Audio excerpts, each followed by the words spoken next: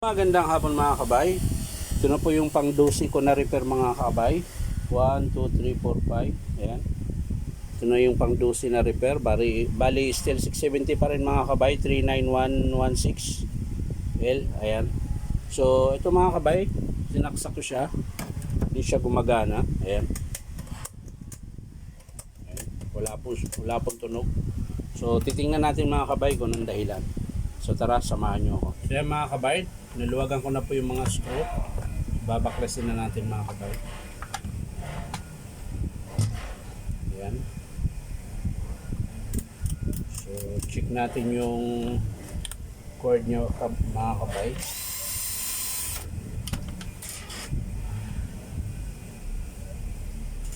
Simple lang naman lagi. So hindi na natin ititester mga kabay. Diretso na mga kabay. Kailangan naman natin ito kung po yan. Putol din mga kabay. Oh. Isa lang ang putol mga kabay. Babalatan natin mga kabay. Yan. So yan mga kabay. Dito po siya naputol. Yan. Yan po yun. So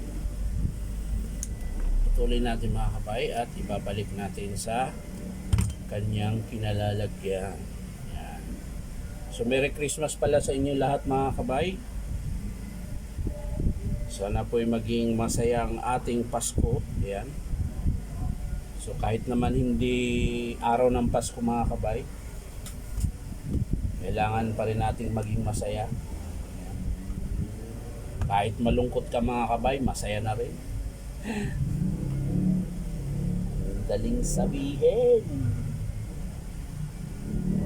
Ayan.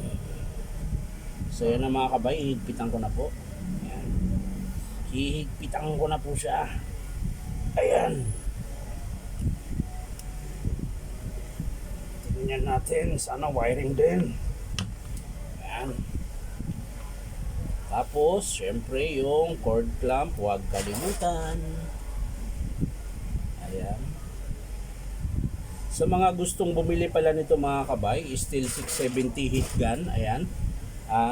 Magpunta lamang po kayo dito sa 530 T. Alonso, Santa Cruz, Manila, at hanapin nyo lang po ang Powerman Hardware. Ayan, dito nyo po ito mabibili sa halagang 1,500 pesos at meron ka ng warranty na 6 months. Ayan. So ayan mga kabay, nakabit ko na. So i-testing natin ulit. Ayan, sasaksak natin. Ayan, gumana mga kabay. Alang, check natin yung init kung meron. Ayan. Kasi kung wala na rin init mga kabay, wala rin kwenta. Ayan mga kabay, meron pa siya. Oh. Ayan, oh, nagbabaga po. Ayan. Nagbabaga pa po siya. So okay pa. Ulit, isa pa. Tanggalin natin yung init mga kabay. Ayan. Para manlamig siya mga kabay. Ayan. Ayan, wala po siyang init. So, on natin ulit at paiinitin natin.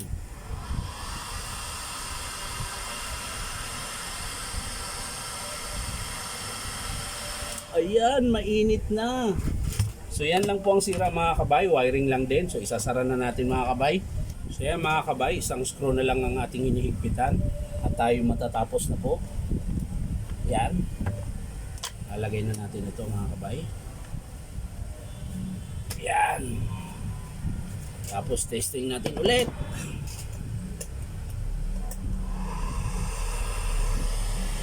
Ako. Magana po siya. Yan, babaga.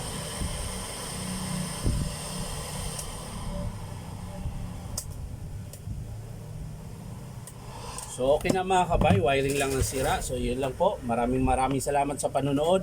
At syempre, pa-like and share na rin po at paki-subscribe din nyo po ang aking YouTube account na Inom Tabay.